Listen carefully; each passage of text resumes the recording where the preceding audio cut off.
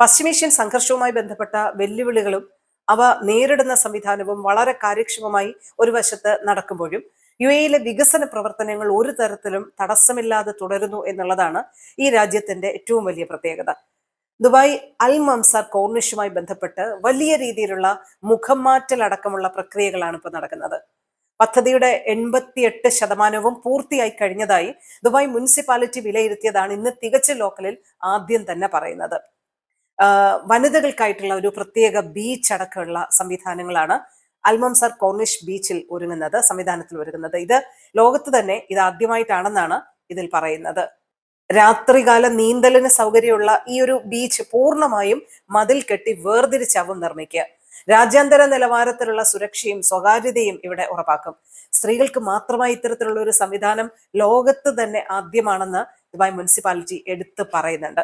ഇത് മാത്രമല്ല, നടപ്പാതകൾ, സൈക്ലിംഗ് ട്രാക്കുകൾ, ജോഗിംഗ് ട്രാക്കുകൾ, പിന്നെ കുട്ടികൾക്കായിട്ടുള്ള കളിസ്ഥലങ്ങൾ, ഫിറ്റ്നസ് സോണുകൾ, സ്കേറ്റ് പാർക്ക്, ബീച്ചിനോട് ചേർന്ന് ഭക്ഷണശാലകൾ, കഫേകൾ, വിശ്രമ കേന്ദ്രങ്ങൾ, അതുപോലെ തന്നെ പകലും രാത്രിയും ഒരുപോലെ ഉപയോഗിക്കാൻ കഴിയുന്ന രീതിയിൽ തണൽ ലഭിക്കുന്ന ഇരിപ്പിടങ്ങൾ, പ്രത്യേക ലൈറ്റിംഗ് സംവിധാനം എന്ന് വേണ്ട വലിയ രീതിയിലുള്ള മുഖം മാറ്റലാണ് നടക്കുന്നത്. ദുബായ് 2040 അർബൻ പ്ലാനിന്റെ ഭാഗമായിട്ടാണ് അൽ മംസാർ കോർണിഷും മുഖം മാറ്റം നടത്തുന്നത്. 88% ജോലികളും പൂർത്തിയായതായി പദ്ധതി മേഖല സന്ദർശിച്ച Dubai municipality director general Marwan Ahmed bin Khalid നേരിട്ട് വ്യക്തമാക്കുകയും ചെയ്യുന്നുണ്ട്. എന്തായാലും വലിയ രീതിയിലുള്ള മുഖം മാറ്റമാണ് അൽമംസാർ കോർണിഷുമായി ബന്ധപ്പെട്ട് നടക്കുന്നതെന്നാണ് ദുബായ് മുനിസിപ്പാലിറ്റി തന്നെ സാക്ഷ്യപ്പെടുത്തുന്നത്. കഴിഞ്ഞ ദിവസം നമ്മൾ സൂചിപ്പിച്ചതാണെങ്കിലും ഇത്തവണത്തെ ബലിപെരുന്നാളുമായി ബന്ധപ്പെട്ട 6 ദിവസം നീണ്ട അവധിയാണ് യുഎഇയിലെ ജനങ്ങളെ കാത്തിരിക്കുന്നത്. അടുത്ത മാസമാണ് അറഫ ദിനവും ബലിപെരുന്നാളും അടക്കം 6 ദിവസത്തെ അവധി ലഭിക്കാനുള്ള സാഹചര്യം യുഎഇ നിവാസികളെ കാത്തിരിക്കുന്നത്. പെരുന്നാളുമായി ബന്ധപ്പെട്ട കൃത്യമായിട്ടുള്ള തീയതികൾ ചാന്ദ്രപ്പിറവിയെ അധികരിച്ചാണ് നമുക്ക് പറയാൻ കഴിയുക എന്നുണ്ടെങ്കിലും Emirates Astronomical Society chairman Ibrahim Al Jarwan നൽകുന്ന വിവരങ്ങൾ അനുസരിച്ച് മെയ് 27 ബലിപെരുന്നാളിന് സാധ്യതയുണ്ട്.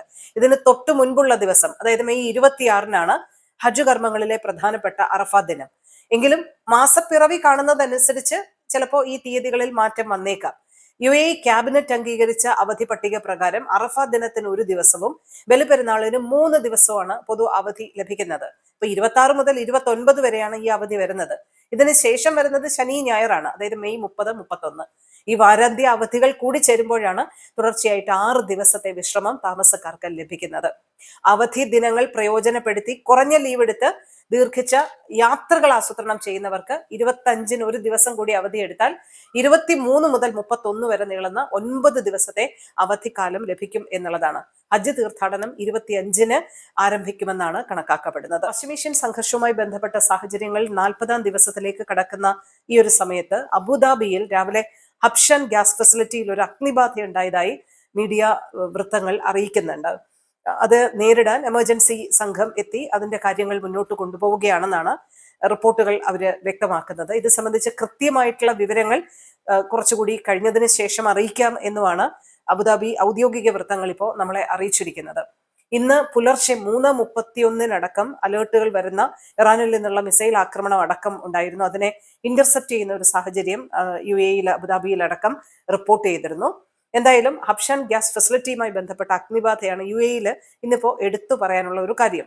40-ാം ദിവസത്തിലേക്ക് കടക്കുന്ന ഈ ഒരു സാഹചര്യത്തിൽ ഒരു ആശ്വാസത്തിന്റെ വർത്തമാനമാണ് പശ്ചിമേഷ്യൻ സാഹചര്യവുമായി ബന്ധപ്പെട്ട് വന്നിരിക്കുന്നത്. 2 ആഴ്ചത്തേക്ക് ഇറാന് ഈ ഹോർമൂസ് കടലിടുക്ക് തുറക്കുന്നതുമായി ബന്ധപ്പെട്ട സാവകാശം അനുവദിച്ചിരിക്കുകയാണ് ഡൊണാൾഡ് ട്രംപ്.